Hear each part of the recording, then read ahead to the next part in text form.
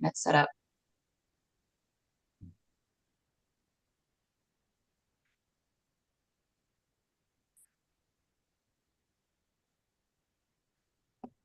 Whenever you're ready. Okay, good morning, everybody. This is the meeting of the NIAA Membership Committee. Thank you all for being here this morning. We'll go ahead and call the meeting to order here at 9:03. And I will start with some roll call. If you are present, just please say here, present, when I call your name. Ryan Au. Don Glover. Present. Dave Henneman. Here. Jim Pace. Here. Ali Sharini. I did not say that right. Here. Jay Schrader. Thought I saw Jay. Jay, are you here? Working on volume. I see you. Here. I'm here. Okay, thanks. Dan Senger. Here. Rollin Stallworth. Mike Strong. I'm here. Doug Wilbur. Here. Chris Zuno. Here. Myself, Keith Roy, Tim Jackson, Here. and Paul Anderson. Here. Thank you so much. We'll move on to public comment. This time provides an opportunity for citizens to address the committee about any matter not on the agenda. Items raised during this portion of the agenda cannot be deliberated or acted upon. Should a member of the public wish to speak on a matter not listed on the agenda, it is asked that said person please complete a green public comment card and submit it to the committee chair prior to the opening of this item. Members of the public who have submitted public comment by email will have their email read into the record. A limit of 3 minutes per person and or 5 minutes for the spokesperson of a particular group may be imposed. It is requested that comments be directed to the committee as a whole. Comments that are determined to be irrelevant, repetitious, offensive, inflammatory, willfully disruptive, or deemed to be personal attacks will not be permitted. I did not receive any public comment in my emails. Tim or Tia, anybody in the office? No. Just the two of us. All right, awesome. We'll move on to item 4, approval of December 11, 2024 meeting agenda. This is for possible action. So looking for a motion to approve today's agenda as you see it here and were emailed. I'll approve the agenda for the December 11th, 2024 agenda meeting agenda. Could I also ask that it be flexible? We may be moving around a little bit today. Yes. And I want to add that it'll be a flexible agenda. Thank you. Looking for a second? Second. Thanks, Jeff. Okay. All right, all in favor, say aye. Aye. Aye. Aye. Any opposed? Okay, our agenda passes. Moving on to item 5, looking at the meeting minutes from our September 30th meeting. That begins on page 5.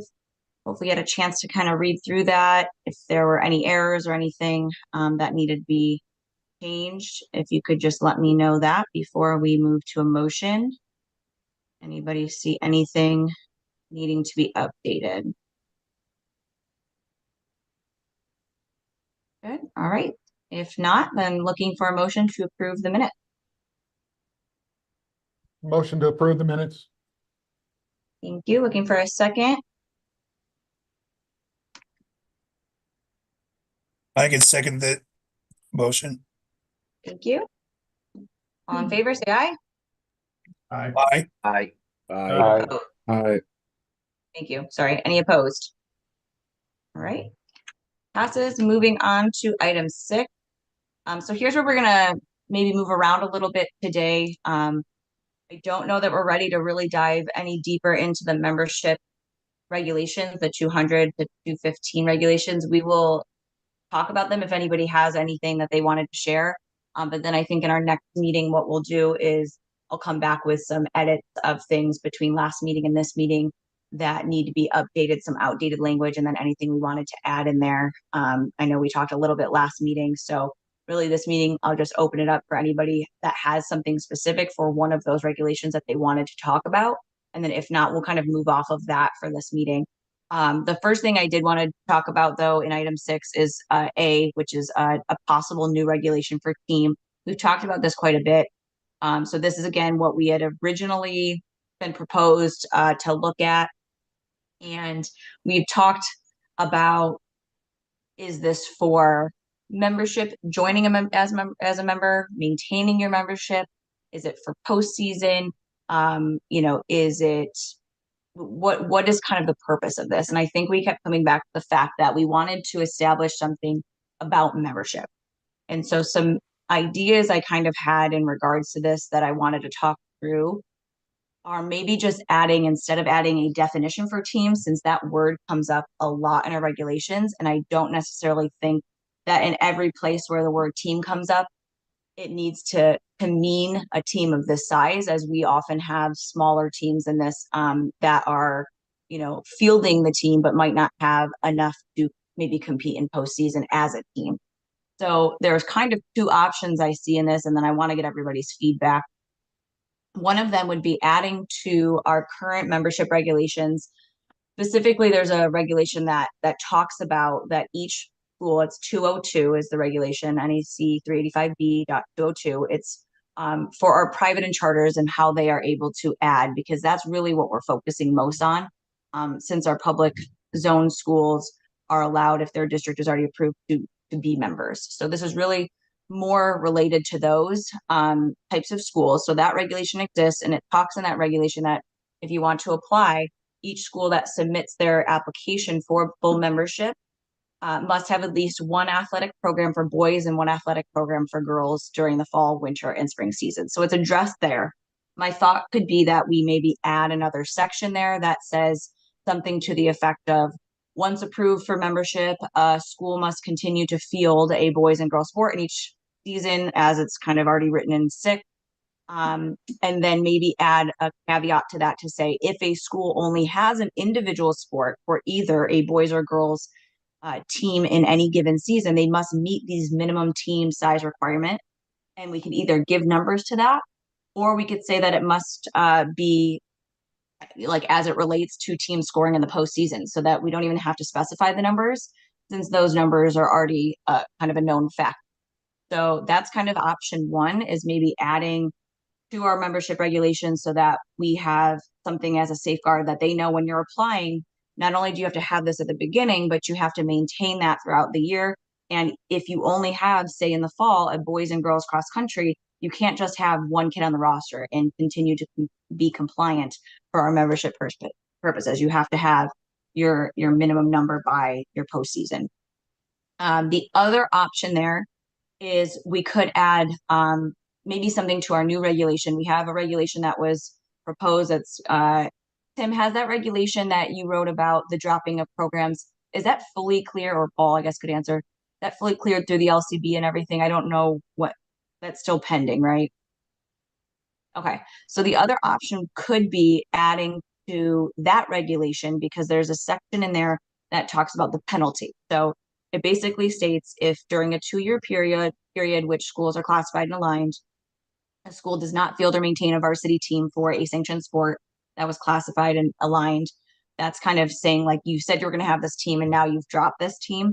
We could add something in there that basically states that if you don't also maintain a boys and girls in each season, you could possibly be brought before the board to review your membership or something of that nature. So there's kind of two options there. We have this regulation that we've created about penalties with dropping teams. It could be added there, or it could be added kind of front loaded in the membership regulations where, hey, I'm reading up on how to be a member. I'm understanding that I not only have to apply for this and be, compliant when I apply, but I have to maintain that throughout my time as a member school. That way too, if we do put it in with the private and charter regulation, it doesn't hurt, because I know the concern in some cases is our smaller, really rural schools that struggle to field teams and may only have a few kids that will come out for like a cross country team or something like that, and we don't want to penalize them. And that was part of the protections we were putting in on that new regulation we created. So if we put it with the membership part, it's going to be housed in a regulation that's related to private and charters, where we're really looking to focus anyways. So with all that being said, I know that was kind of a mouthful, but I want to try to move forward in some way with this regulation and maybe write something up for our next meeting to maybe send to the board. So just looking for feedback on, where we think it fits, how we want this to to look moving forward. Well, Kate, I'm gonna speak up because we didn't have enough. We competed in cross-country, boys and girls. But according to the guidelines here, we didn't have 5.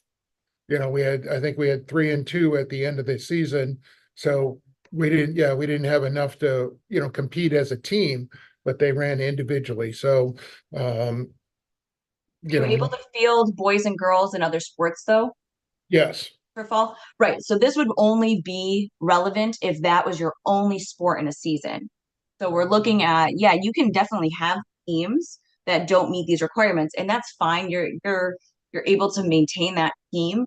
But for membership purposes, if you only have a cross country boys and girls team for the fall, and you just have the 2 and the 1, then you could possibly be up for some, some, review of your membership. I think we just need to put something in there to clarify if this is your only team. Right. Definitely. Yep. Other thoughts?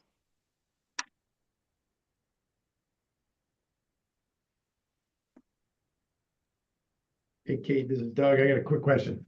So for a school that's applying, they have to have both a boys and girls team in each season, correct? Correct. Boys and girls each season. Currently, right now, we don't have a stipulation on what that team is. As long as you have one, you're good. So that's really what we're looking at is that enough?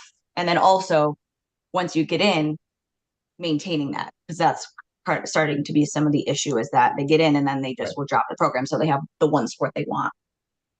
No, I just want to make sure that if they apply, starting off, they need to have at least a boys and girls team in each season, and then we can come up with something if they drop it. Okay. Correct. Yeah, that's already in place in our regulations. We got that.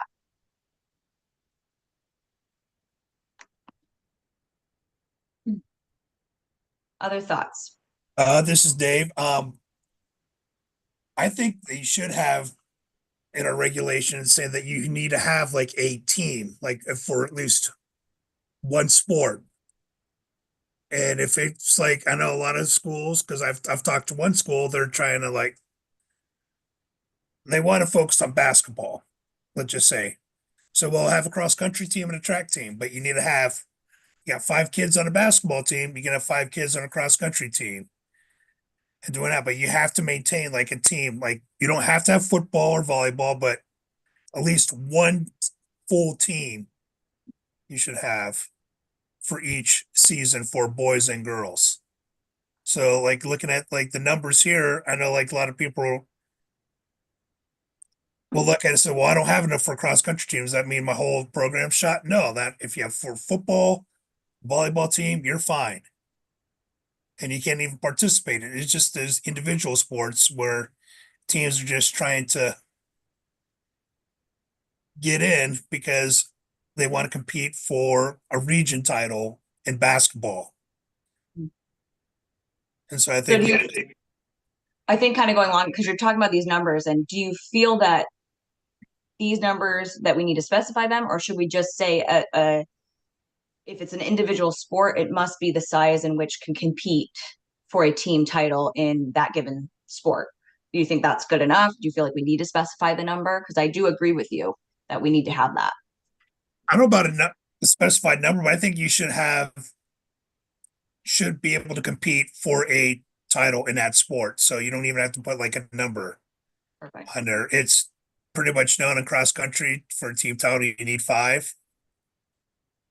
And because I know cross country, you run 7 because if 2 teams tie, their first 5 people finish tie in cross country, then they take the times of 6 and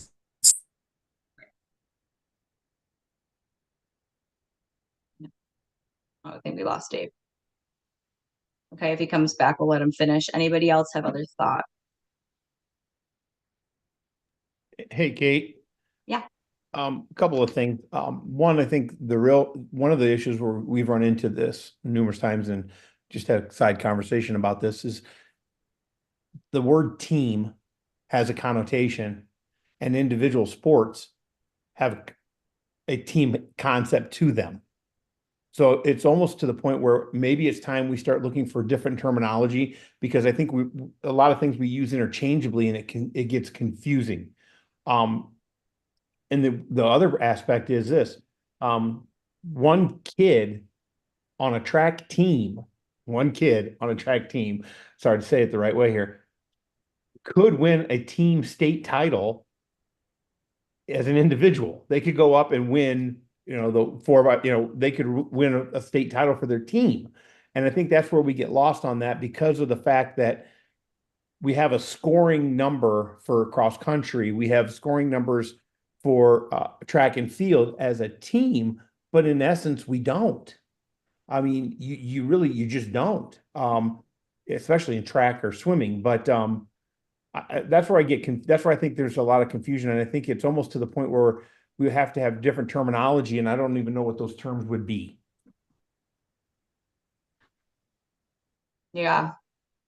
And maybe it doesn't even need to be a term, but maybe we do need to, for that example with track, maybe it does just need to be specified with a number. I mean, it sounds like adding all that extra language might be a lot, but I think it might be important in certain situations if it's not as clear what it means as a team score.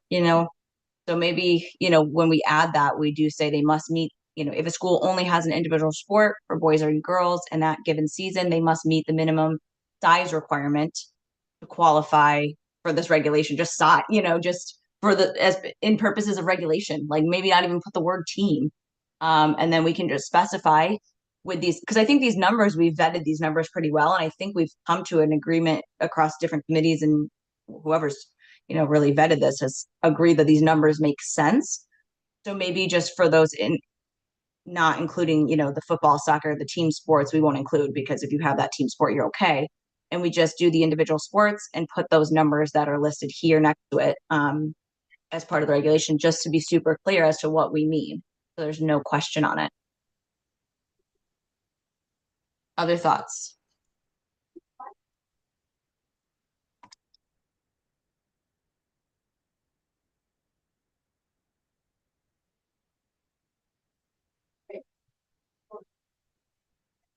All right. Well, I think at this point, I don't know that we're ready to take action, because we probably need to write up something. Did anybody have any last thoughts on where this makes the most sense to be located? If we want to put it in with the membership side of things, or put it in with the dropping programs regulation adding there? Do we have thoughts on where that makes the most sense?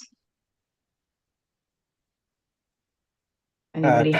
Okay, I have a question. Michael Strong, Connecticut Valley. Working in the NIAA office, where does it work best for you guys as these cases come forward? I think that's the question that should be answered. Where does it work best for you guys? Kate, can I jump in here on this one? Yeah, go ahead.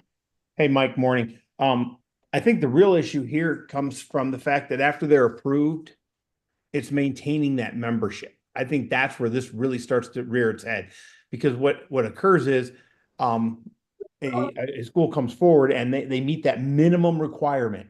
And the minute they meet the minimum requirement, they just start to peel away at their core. And we have no way of saying, we don't have any process for that.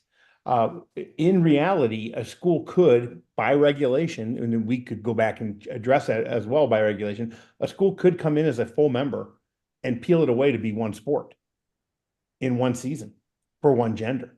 And we don't have that mechanism. And this was something we need from our office's standpoint to address the concerns that have been brought up by the board numerous times. And I'll be honest, by me numerous times when I worked at CCSD, that this really bothers me, that we hold these groups to a standard for all these years.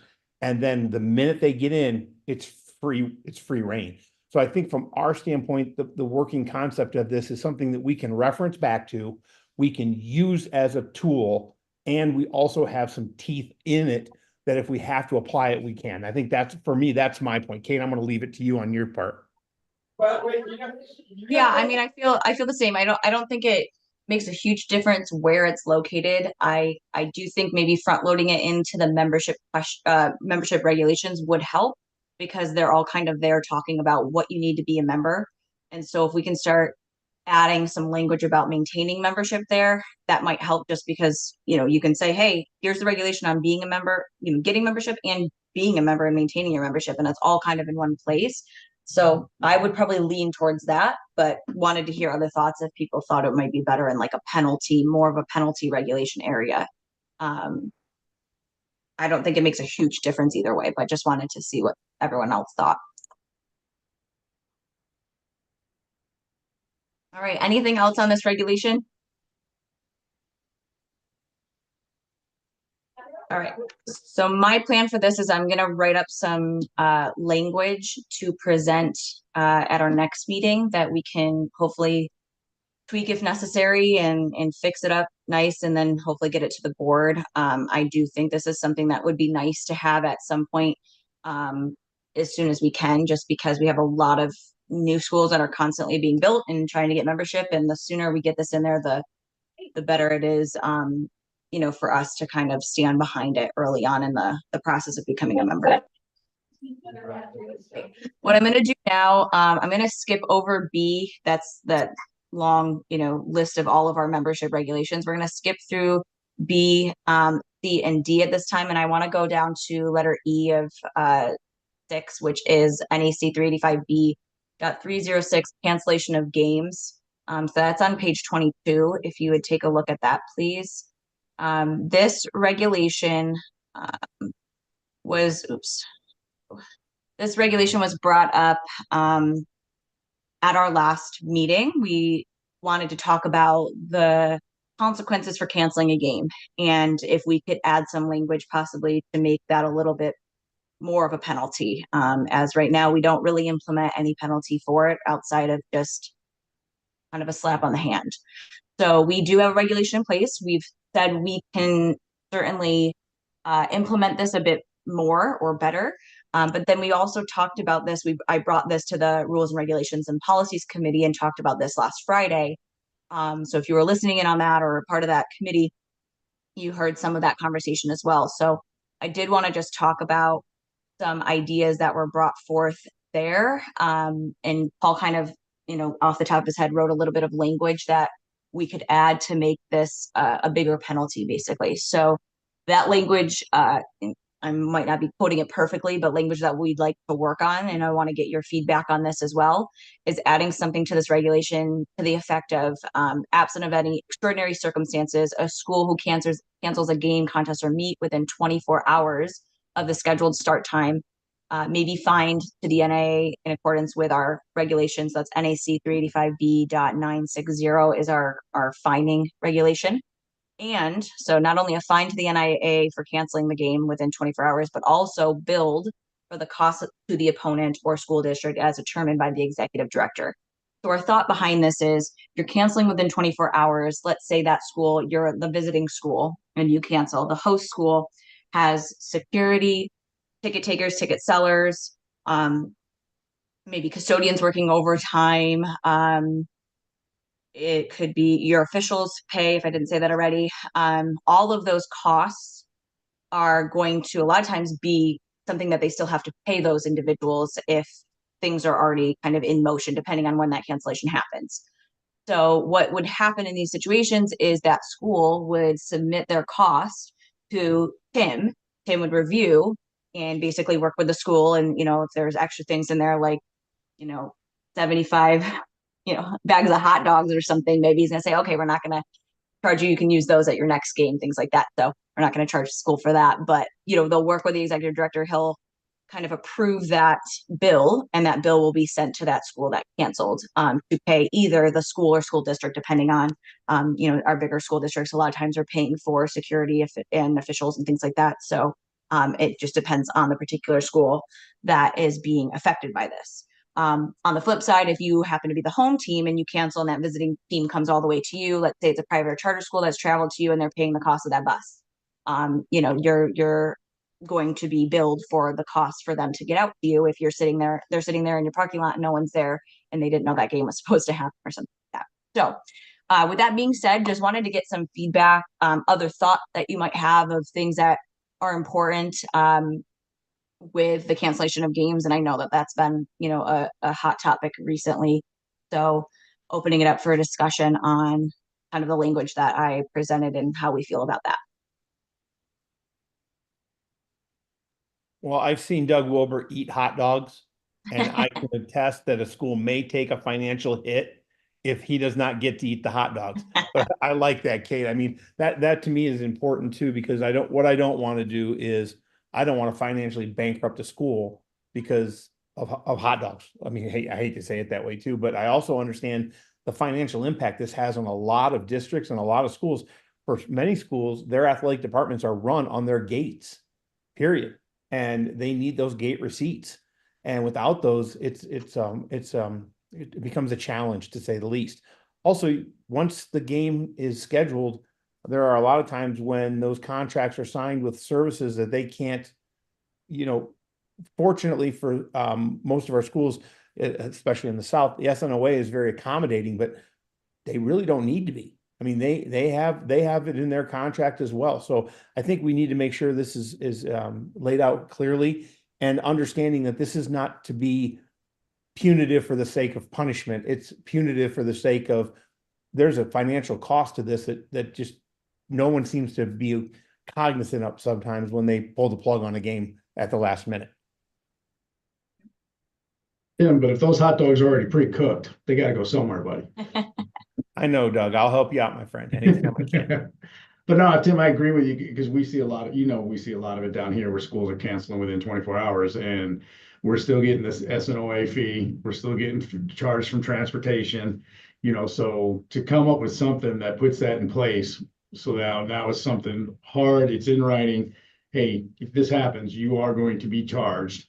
And I know I've heard some of the stories where the schools aren't even contacting the other school. And, the school's waiting to play a game and they're not even notified they're not coming. So. Yeah, I think that's the biggest thing is once everybody's there, I mean, you have to start paying people for their time, your workers and all that. If it is a full 24 hours or even a little bit less than that, a lot of times you can get those people off the hook and maybe not have as much of a fee. But I think the big thing is yeah, if there's no call, no show, and people are sitting there waiting for a game to happen, they need to be charged for all of those expenses because that's a lot of people's time and money and effort. So I agree with that for sure. Other thoughts? Kate, I have a question. How's that do with, say you have like a JV and a varsity game scheduled, and all of a sudden school calls up, says, hey, we don't have a JV team because eligibility issues or injury. Like it just happened to us this week for a game that we have tomorrow for flag football. Are there going to be penalties for that? Because Well, I now think we have to change like transportation and everything. yeah, That's I would say there's still going to be obviously. I think they still get fined because they're still canceling a game. Whether it's just one of the two games, but it's still a game, so they'll still get their NIAA fine that they would normally get.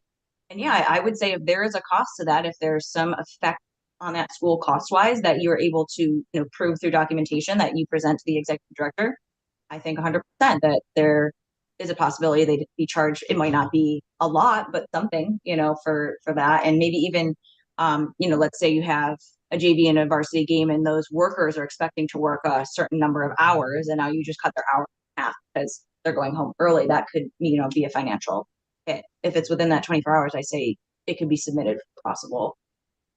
Yeah. Okay, yeah. And I totally agree because I know our game workers, a lot of them are like TAs that do not get paid over like Thanksgiving week, Christmas break, stuff like that. So they rely on these games like, all right, I can pick up hours so I can make it to the next paycheck, which would be like the end of January for them because they won't Right. get paid.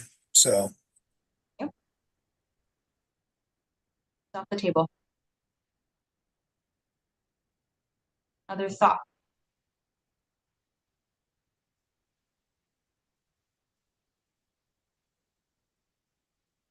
Well, I will entertain a motion if anybody feels that, our language is ready to move forward. Again, I can read what Paul drafted up. And Paul, I don't know if you want to speak on it at all, if you're still here. If we feel like we're ready to move forward and we don't need anything else in this regulation, we can certainly present this at the next board meeting. We have enough time. If you would like to wait till our next meeting to see it kind of written out in dig into it a little bit more, we can definitely do that. But this would be a matter of adding a subsection here to 306 that says, again, absent of any extraordinary circumstances, a school who cancels a game, contest, or meet within 24 hours of the scheduled start time may be fined to the NIA in accordance with NEC 385B.960 and billed for the cost of the opponent or school district as determined by the executive director. So that was the proposed language that we came up with at the rules and regulations. Looking possible for a motion. If not, we'll just let it go to the next meeting if nobody feels they want to make a motion on this.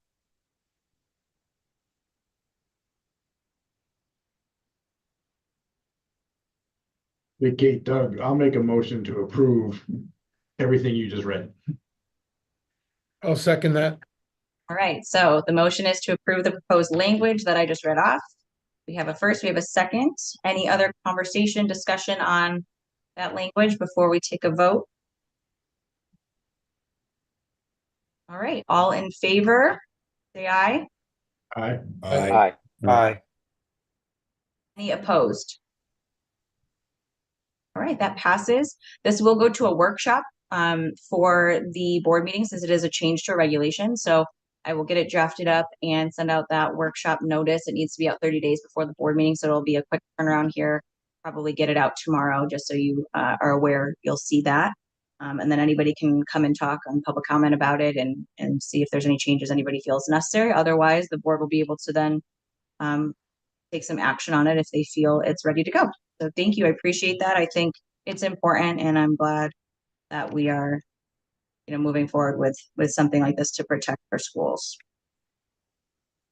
Okay, so I'm gonna move down now to item 7, which is a review of our membership forms.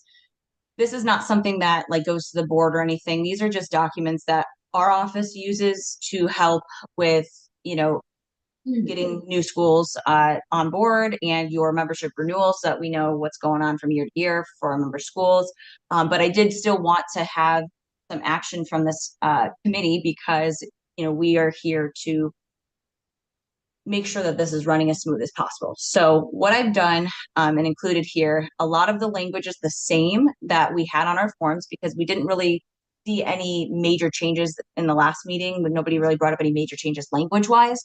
But we did want to see things a little bit more streamlined and maybe more online, more Google form type documents versus everything handwritten. So the first thing that you'll see here is the new membership form. So this is if you're somebody that's trying to gain membership. I basically just wrote out at the top that, if you're wishing to apply, there's 3 documents that you will need to upload electronically.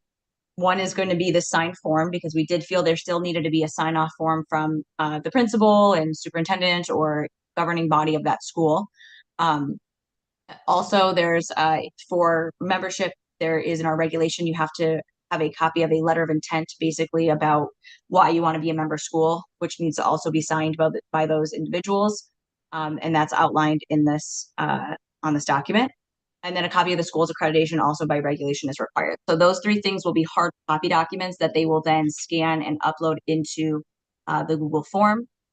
This is a live link that goes to the Google form that I created, but I also have, I'm just going to show you later down in the next few pages what that Google form looks like now. And that's really where I want some feedback from you guys.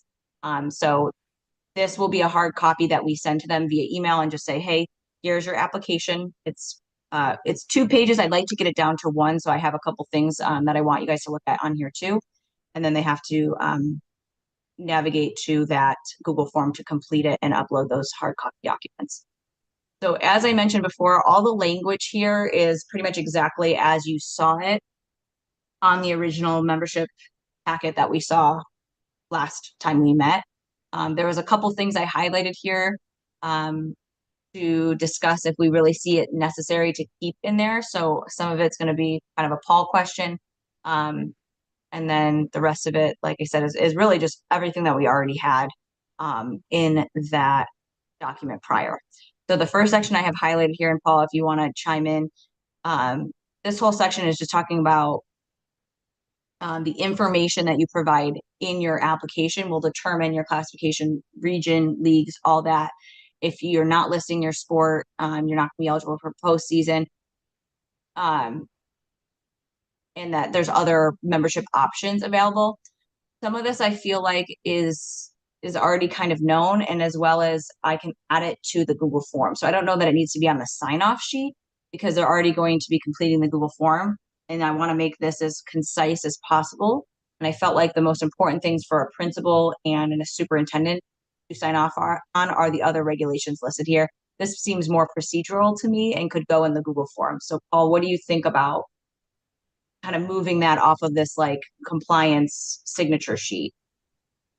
As long as the information's somewhere, because there's a lot of schools, as we all know, that that have experienced people in the athletic areas that are handling these things, and then there's a lot of new ones and others that that don't necessarily have that information. But if you feel the information is being conveyed somewhere else and not necessary, then I've got no problem if it's just duplicative of that. Yeah. Yeah. I mean, it's something I think that's important, but I just feel like if I can move it off of the sheet to try to make this a simple 1-page application, I don't think there should be an issue with putting it on the Google form, since it's not something I think the principal has to necessarily sign off on, and it can just kind of be more procedural in the process of applying. And then the other two things here that I had highlighted that I thought maybe could also just go onto the application on the Google form part versus the signature sheet is understanding that we're going to have a site visit and that you may be assigned to a classification for alignment purposes. So I definitely want to keep the language. I just don't know that it's necessary for the principal and the school board to have to sign off on that. I think it's more the regulations that are important for them to sign off on. All thoughts on those two? Pretty much the same. I mean, Yeah, I think it's the same thing. As long as it's listed somewhere, I don't think it has to be on this form. Okay. Yeah. So that would be my plan, would be to move those highlighted pieces onto the Google form that I'll go over in a second, as just other kind of procedural parts of applying. But as far as this document, this is just really highlighting basically that you're agreeing to our rules and regulations. It highlights some of the important regulations regarding membership here for them to kind of take note of, and understanding that if they fail to abide by our regulations, that there's sanctions, fines, probation, all of that. And that I think is the most important stuff for the principal and the school board person or governing body superintendent to sign off on. And that I believe will take this down to a single document. From there, after they complete this application, they provide their letter and accreditation. They will complete, starting on page 25, the new membership application on a Google form. And the reason for this is we just want to try to move more electronic for everything. So what I would add is those highlighted pieces from the application. I would add that here to the top of this document. This just gives you a little bit more information about the timeline, the process. Again, reiterates the 3 things that you need to have an electronic copy ready to upload before you even start this application, and also having their recent NDE count numbers. So my goal was to make sure that before they even started filling out this application, they knew exactly what they were required to have, so they didn't start doing it and then say, oh, oops, I got to go get that signed, and then they got to stop the whole process. So from there, just some housekeeping type things: name of the person that's completing this, their email, office number, the school year they're applying, address. These are just things that we use on our, end for housekeeping. Then I front loaded again with those 3 documents that they have to upload. So their letter, their application that's signed, and their school accreditation. So again, that they don't get too far in the process and realize they don't have the required document. After they complete that, they go to the next section, which is all about enrollment. So again, none of this is new stuff. This is all what was on our previous document. I just have now put it onto a Google form. So they have their count day number, boys versus girls, and then each grade number broken down, and then their total projected enrollment for the upcoming year. So we want their current enrollment, and then if there's any projected changes for their upcoming year. That's the next section. Go down to page 30. That goes into the anticipated sport participation. So again, nothing new here. They're just identifying what sports they would like to field. There is a change that I've made since, and I didn't realize I hadn't done this for all sections.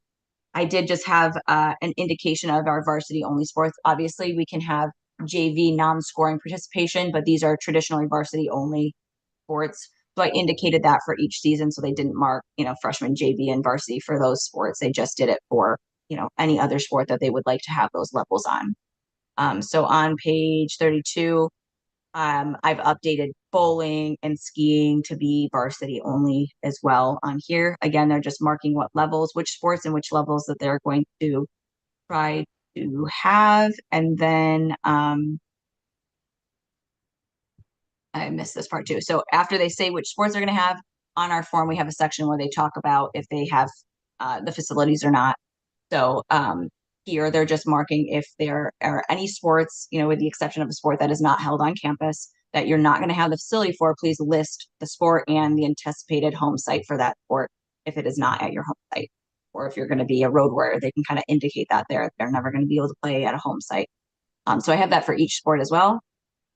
The spring season, again, I've edited this for boys golf to be varsity only, track and field varsity only, swim and dive varsity only. So that you'll see that updated if you go to navigate to the actual link. And then again, for spring sports, except for golf and swim, which are not typically held at a site, if you don't have the facilities, list the sport and anticipated home site for the event. So that is the extent of the new membership form. So opening it up for comments, updates, changes, thoughts, anything that you feel with this document.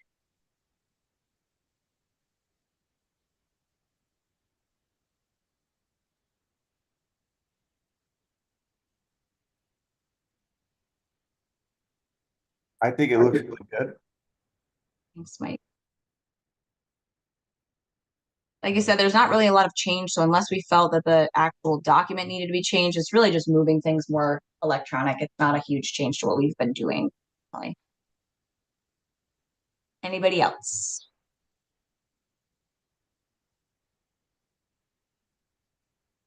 All right, if there is no other conversation, I'm just looking more for a motion to say you are good with us moving forward with this document in this way.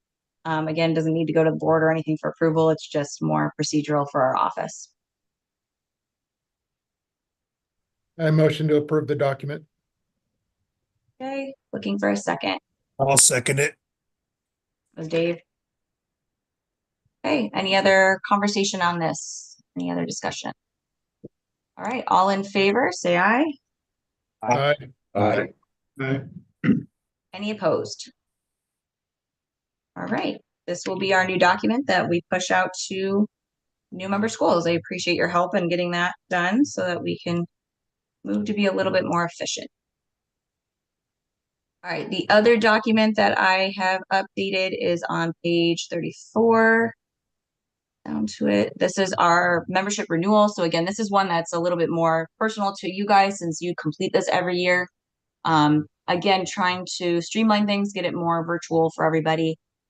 What I've done here is just streamlined the sign-off sheet again for just the important sign-off information. Nothing has been rewritten here. It's just moving that language, which was, I think, primarily on the second page of the application to this single document for the school to indicate their school, their district. They read through, basically signing off on all of the things that they understand about being a member school. Principal, athletic director sign. So again, nothing changes here with this piece. Just moving it to a single document and moving everything else virtually. The other thing that I kept was the PDF fill-in for the eligibility document. I think the last time we spoke, everybody really liked that this was, in there, made things a little bit easier. I do think this is one thing I haven't, I did not update yet, but I do think that there's room moving into the 25-26 school year where I may just adjust some of these things since I know some of our schools don't run by quarter. So some of it might just be small tweaks that I'll do, but we'll move forward with keeping something for you guys to fill in your grade check dates. I just think it's easier that it's all on one type of document. So I'll work on updating this as we get closer to next year before this gets sent out. But just know we'll keep this for you guys. And I'll just make small changes to it that are not going to be overall a big deal. And then the rest of it will be on a Google form. So the one thing I didn't add here would be a link.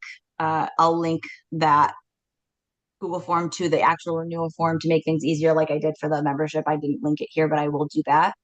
And I'll just start here. So from here, same kind of thing as the new member application, just kind of the overall, like when it's due. This will be updated obviously each year. Prior to starting, make sure that you have your renewal application with the required documents. So that's that single sheet and your completed high school eligibility information and dates. So just those two documents here will have to be completed to be uploaded into the Google form. Same as before, just kind of procedural things with who's completing this, indicating the school membership, where your membership is this current school year. Are you a full member, affiliate, provisional, associate, or limited? And then where you were the previous year. So this is the current year and the previous year. That these are, again, same things as we had on the form prior, just putting it into this Google form version. The two documents they have to upload, the signed application and then the eligibility date. Next section just goes through your general information. And this is something we did not have on the form that I added. Reason I added this is a lot of times we have changes, a lot of times over the summer with athletic personnel, and we don't know about it until we're sending out emails, and all of a sudden we're getting like kickbacks of emails that are no longer in existence. And then we're reaching out to you like, oh, did your secretary leave? So this will just be front loaded each summer where you'll update and give us, you know, your athletic administrator, director, secretary's name, principal, and principal secretary name. We keep all of those on our directories. So I just felt it was important for us to add that piece that was not on our renewal form so that we have all updated information for your school. So that is one change. The next section is identifying, this was basically page 1 of our previous application, identifying your classification for each sport that you offer. If you don't offer the sport, you'll put not offered. That way we have, again, an update from year to year of what you are offering and not offering, and your classification. And the next section is then selecting, again, this is, I believe, the 3rd page of the application as we have it now, where you're selecting, just like the new members do, the levels that you have for each of your sports. I didn't include the varsity only here because this application is for schools that understand that. The new members don't often understand what levels we have, so I didn't include all that. You won't see it, but again, you'll just mark what levels that you have for each sport you're offering for the school year. And then this is something that was added based on conversations we've had in this committee. We felt that it was important that the NIAA is aware of facility changes from year to year. This can be something at your own facility, or if you've moved from your facility and now you're going to be at an off-campus facility. And if there's been some changes, somebody from our office, or a committee would need to go out and verify that that facility is up to our standards. That has not been happening. But we feel it's important that we are aware of facility changes and that we are vetting those facilities that they are in compliance. And so for each season, I've just basically put, if you plan to participate and you don't have the facility, list the sport.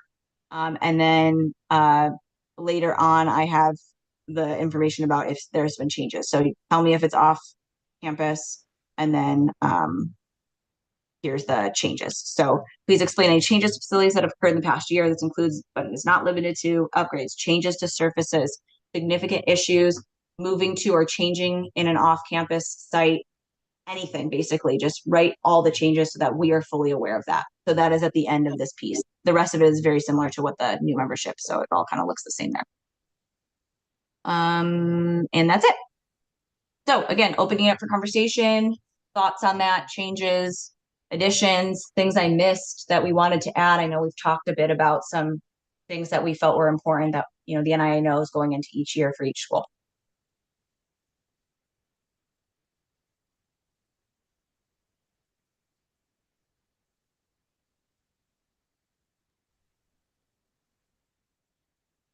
All right.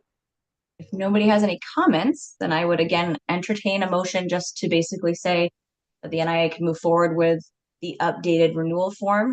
And again, this does affect you guys. This is what you fill out every year. So please, if there's anything that you think is necessary to change, let me know.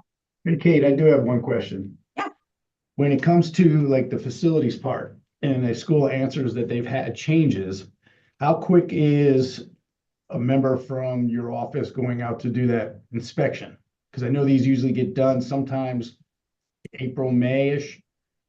And what would happen if when you guys go out and do the inspection and it's not up to par with the That's a application? good question. I mean, we don't have a process in place yet. I think that's part of what we've talked about in this committee is, what is that going to look like moving forward? Is it just going to be me going right now is what I do for new members. I go out and do the site visit. Do we want to do, people from this membership committee? Do we want to have just open it up to the membership and whoever wants to be a part of a facilities checking committee? Or do we want to put it more on the leagues and say, league president has to kind of be in charge of doing that check and having a committee to do those checks? I think it's important that I'm involved or somebody at least from our office is involved, no matter who it is that goes and does that, whether it's just me. I like a thought of having it be more than one person so that there's more eyes. So time frame, I don't know. We haven't really developed this yet, but I do think it's important that moving forward we do figure that out and see how quickly, because this is completed before fall season. This is supposed to be turned in the summer.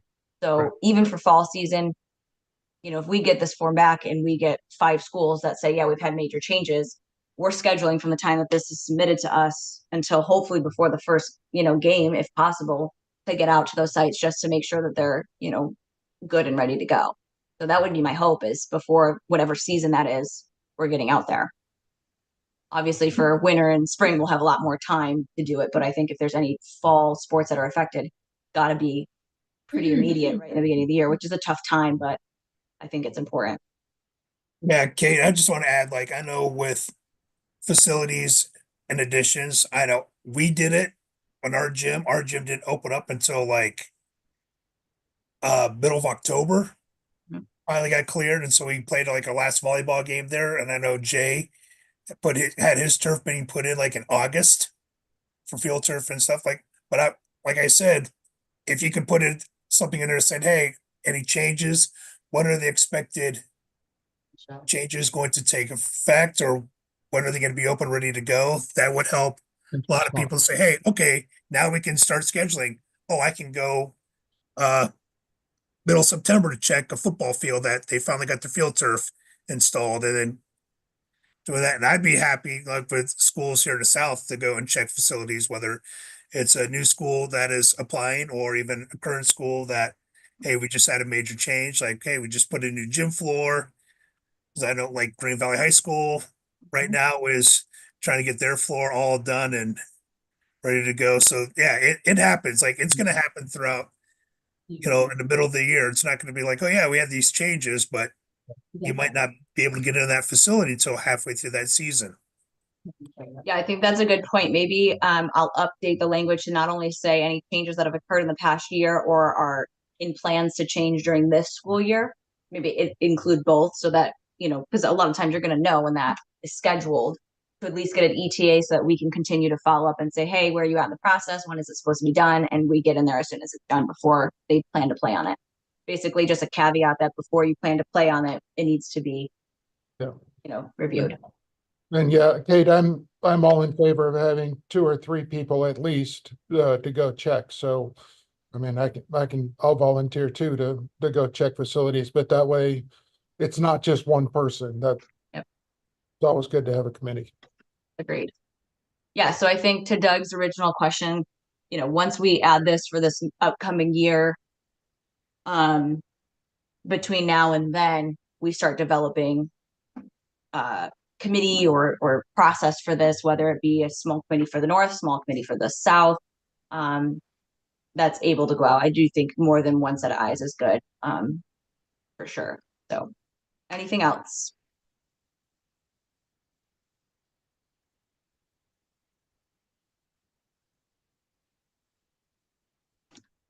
All right, so with the exception of updating the language right here on page 47 to include or any changes that are planned to happen within the school year, any other changes? If not, I would entertain a motion to move forward with this document as well.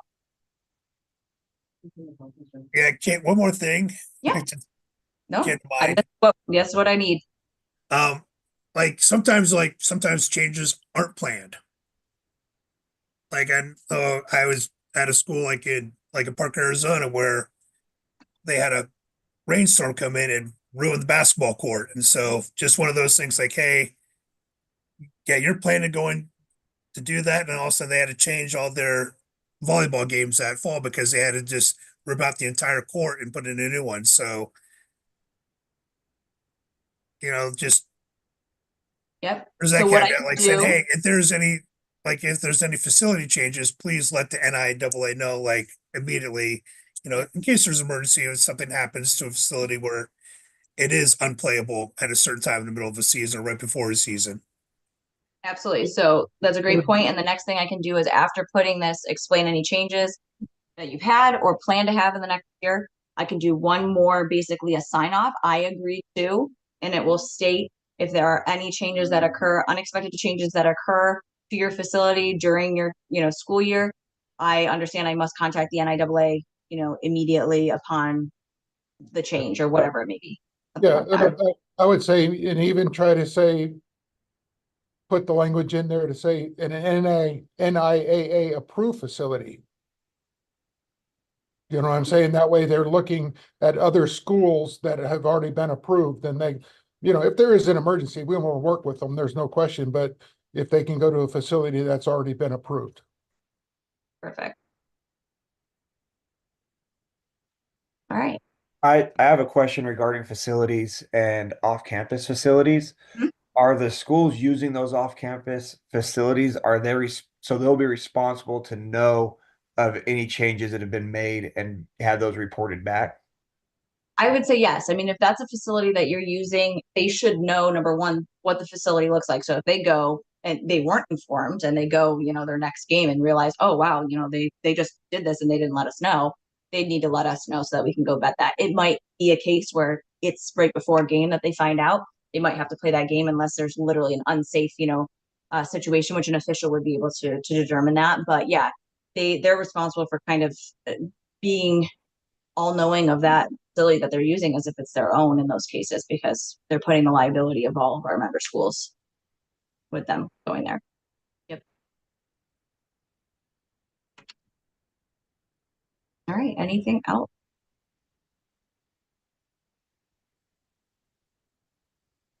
Okay. If you feel we're ready for a motion on this to move forward this document with the changes we've talked about, if not, I can bring it back with those changes if you feel we need to look at it one more time. Looking for a possible motion. If not, I will bring it back for next time if we don't feel we're ready for that.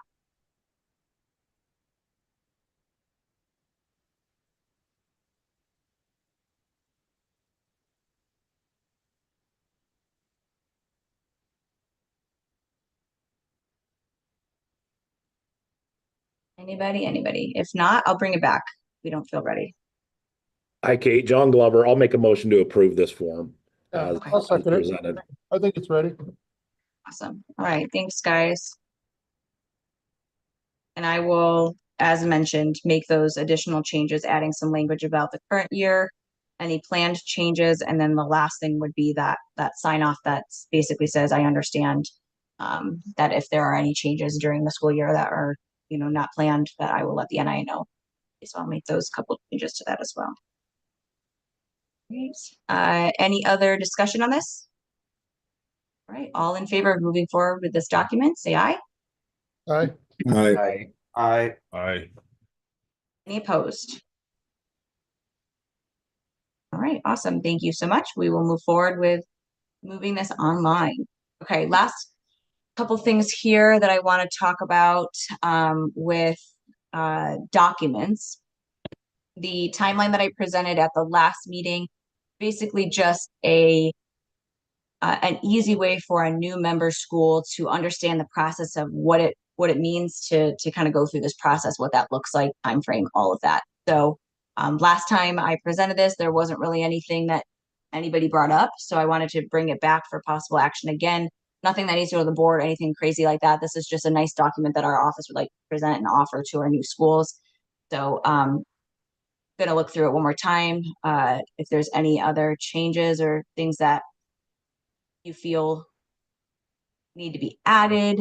Some of you that have gone through the process recently you know, specifically looking if it covered all the things that you wish you knew or, you know, actually went through in that process and if it makes sense.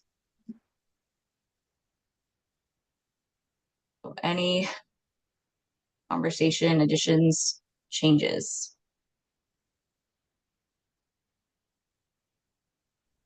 And this is obviously flexible as well. You know, sometimes we're a little out of this order depending on when things happen. Sometimes we're not able to present at the winter board and things like that. So it's flexible. It's not an exact science, but we like to give them at least an idea of what it looks like.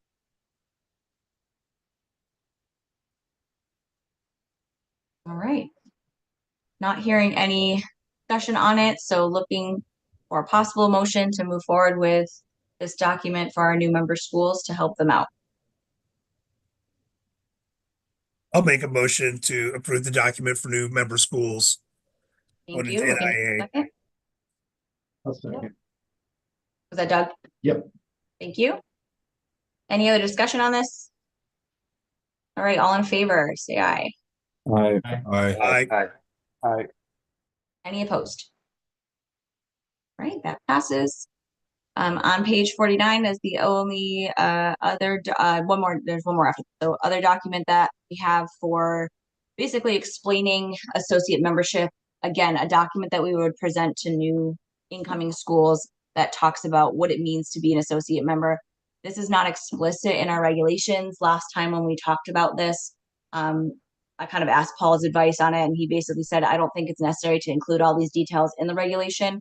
This is just a nice explanation for just further understanding the process as an associate member. So I don't think that we need to add anything regulation wise. I think just having this available to our schools gives them a little bit more details on the process and what that all looks like.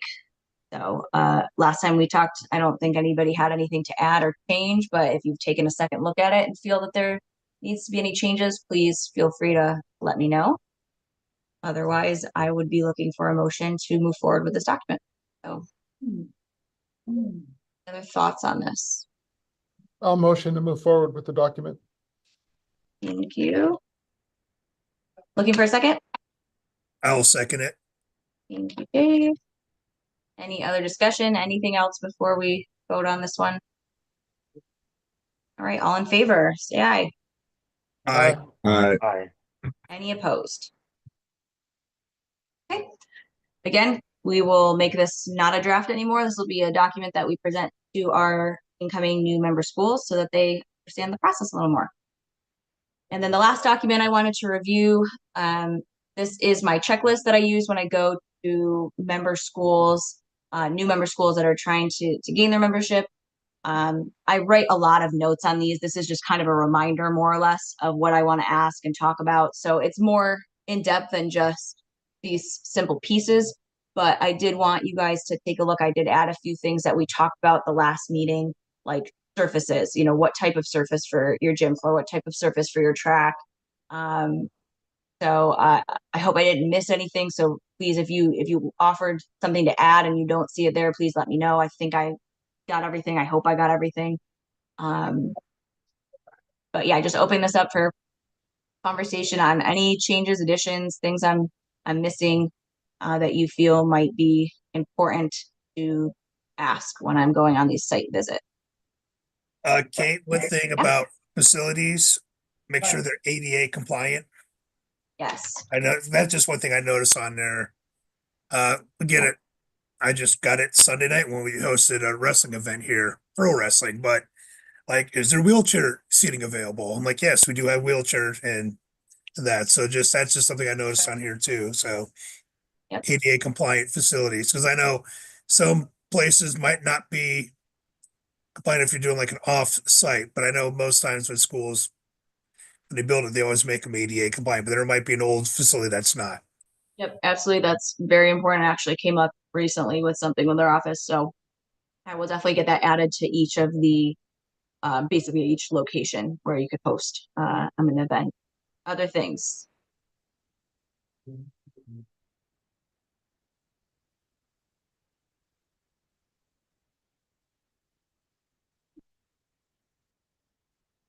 Going once, going twice.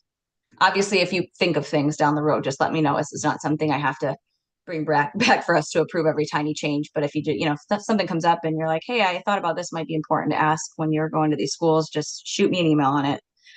This is, again, just something I use as I'm going to the sites. It's not even anything anybody sees but me, really. All right, looking for a motion to say you're good with me using this for my site visits, if you feel it's ready. The motion that we're good for the site visit checklist. Thank you. Looking for a second. I'll second it. That was Jay. Yep. All right. Anybody else before we vote on it? All right, all in favor? Say aye. Aye. Aye. Any opposed? All right. So I do want to just touch base really quick, going backwards here on the agenda before we move to future planning. On back to item 6, B, C, and D. Go up here. Yeah. All right, so B, C, and D. B is, again, all of our membership regulations. I have not rewritten them with some of the changes that Paul and I discussed at the last meeting yet. I do plan to do that and bring those back, but I wanted to get any other feedback now that you hopefully had a little bit more time to look through those.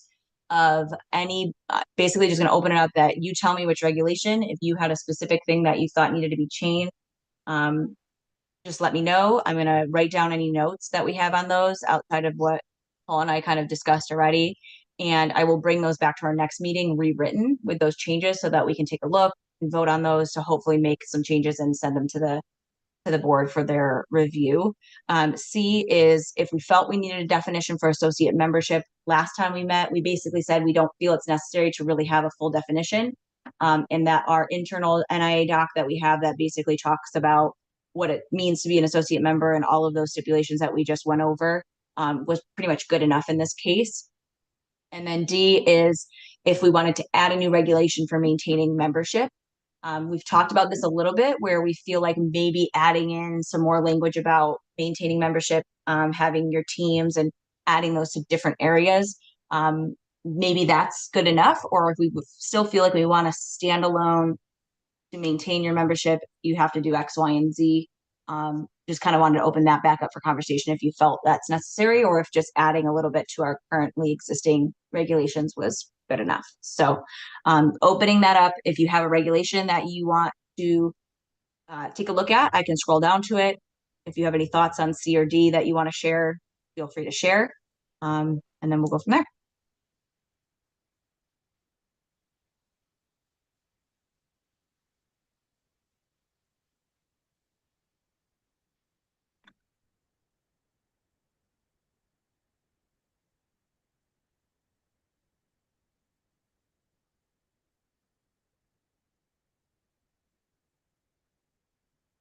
Not hearing anything. So if we are good for now, what I will do is I will bring back 200 through 216 with some of the edits that Paul and I talked about at our last meeting, just some outdated language more than anything. We will not move forward with making a new definition for associate membership as we have that document to share with our schools. We can re-entertain the conversation of maintaining membership and seeing if we need to do anything else, outside of the new language that we just talked about with the team piece. I'll bring that information back, that new language back to possibly vote on. And if we need more than that, then we can talk about that at that time. And then we'll move on to future planning. So item 11, future planning. Is there anything else membership wise that we want to bring to the next meeting outside of the things that we'll be bringing back already?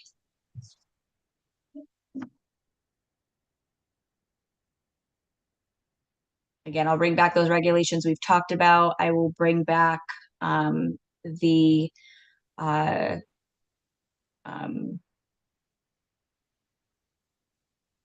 language for that first. There was one other thing I was going to say. Now I've lost my train of thought. I have it written down. I will bring back everything we've talked about. I wanted to review what they are, and now my brain's gone. But anything new that we didn't talk about, bring back. our committee. That's what I want to talk about. Developing committees for facility checks. We'll bring that back and talk about that some more. All right, not hearing anything else. So we'll move forward with just bringing back those items that we've talked about. And move on to item 12, which is public comment. This time provides an opportunity for citizens to address the committee about any matter not on the agenda. Items raised during this portion of the agenda cannot be deliberated or acted on. Should a member of the public wish to speak on a matter not listed on the agenda, it is asked that said person please complete a green public comment card and submit it to the committee chair prior to the opening of this item. A limit of 3 minutes per person and or 5 minutes for the spokesperson of a particular group may be imposed. It is requested that comments be directed to the committee as a whole. Comments that are determined to be relevant, repetitious, offensive, inflammatory, willfully disruptive, or deemed to be personal attacks will not be permitted. Did not receive any public comment again. So Tim, Tia, anybody? Nope, there's no one here. We're all good. We will move on to adjournment. And I am going to adjourn this meeting at 10:13. Thank you all so much for being in attendance, and I will reach out soon to schedule our next meeting